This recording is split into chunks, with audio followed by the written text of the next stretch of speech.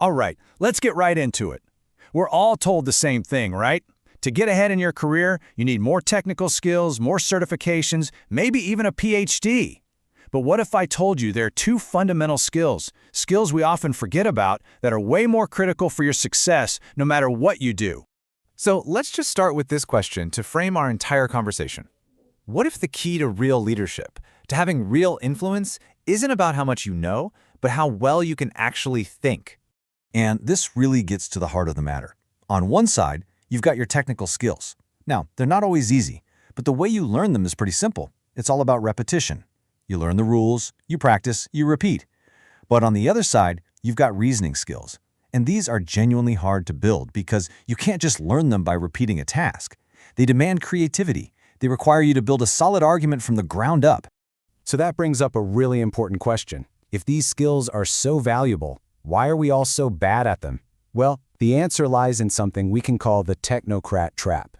See, we've fallen into this trap because we live in a society that's obsessed with what's easy to measure and repeat. We celebrate the expert who can do a specific task perfectly, over and over again. And in the process, we kind of dismiss the person who can reason, argue, and actually persuade people. Just so we're all on the same page, a technocracy is basically a system where technical know-how isn't just one value, it's the only value that really matters.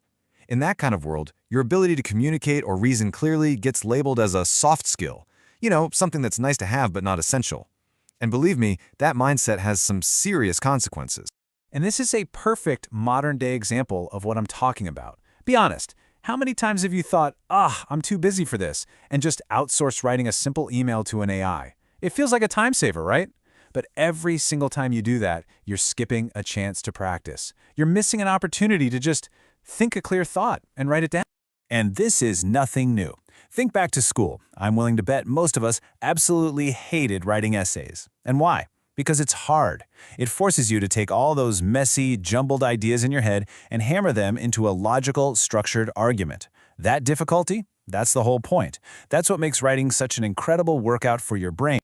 So, if we've been letting these critical skills get rusty, how do we start sharpening them again? Well, it starts with understanding how they all connect. That's what we're going to cover next in Thinking Made Visible. Okay, this is the absolute key. You have to get this. Clear writing and clear speaking are not two separate things. They're just the outward signs of clear thinking. It's a progression. You can't jump to steps 2 and 3 if you haven't mastered step 1. It all starts with your thinking. I want you to think about writing like this. It's the process of making your thoughts physical. You're taking these abstract ideas floating around in your brain and pinning them down on paper or a screen.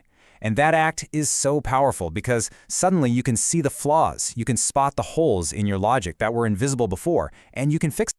And hey, if writing is thinking made visible, then being able to speak clearly and persuasively, well, that's the next level. That's thinking in real time. When you write, you get to pause, you can edit, you can delete. But when you're speaking, you're doing it all live, formulating and delivering your thoughts on the fly, with no safety net. It's the ultimate proof of a sharp, organized mind.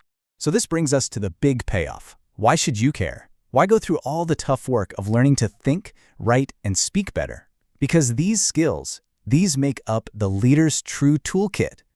Here's the bottom line.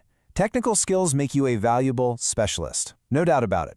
A great engineer can build amazing things. But reasoning skills, they make you an invaluable leader. A leader is the one who convinces everyone that the thing is worth building in the first place, and then gets them the resources to do it.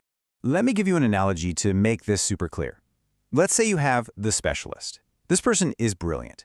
They know the exact metallurgical composition of one tiny but critical screw on a rocket. Their knowledge is incredibly deep, but it's also incredibly narrow. The leader, on the other hand, they might not know a single thing about that screw. But they're the one who can paint a vision so compelling that they persuade an entire team of specialists to pour their blood, sweat, and tears into building the whole rocket. Now, who has more impact? It's the difference between doing a task and creating a future. Okay, so hopefully you're on board. But you're probably asking, how do I actually get better at this stuff? So let's get practical. Let's talk about how to actually practice thinking. First, let's just get a sense of how big this problem is. Look at this number. Less than 1. What is that? Well, according to one study, that's the average number of books an adult in a particular country reads per year. Less than 1. We're literally starving our brains of the raw material, the stories, the ideas, the arguments, that we need to learn how to reason. So here it is, your new training plan. It's simple, but it is not easy. First, you've got to consume better inputs. Read more books, watch films with great stories. Second, practice your output. Write something, anything, every single day. A journal, an email, doesn't matter. And then, here's the secret weapon, the final crucial step. Read what you wrote out loud. That's the ultimate test. The second you hear your own words, you'll know instantly if your thinking is clear or if it's a total mess. Let's wrap this all up with this one core idea. Your technical knowledge, that's what gets you in the door. It gets you the job. But your ability to reason, to persuade, to communicate clearly, that's what gets you a seat at the table where the real decisions get made. So, I'm going to leave you with a direct challenge. This isn't just about theory. It's about putting it into practice. So my question to you is, what are you going to write today to put your own thinking to the test?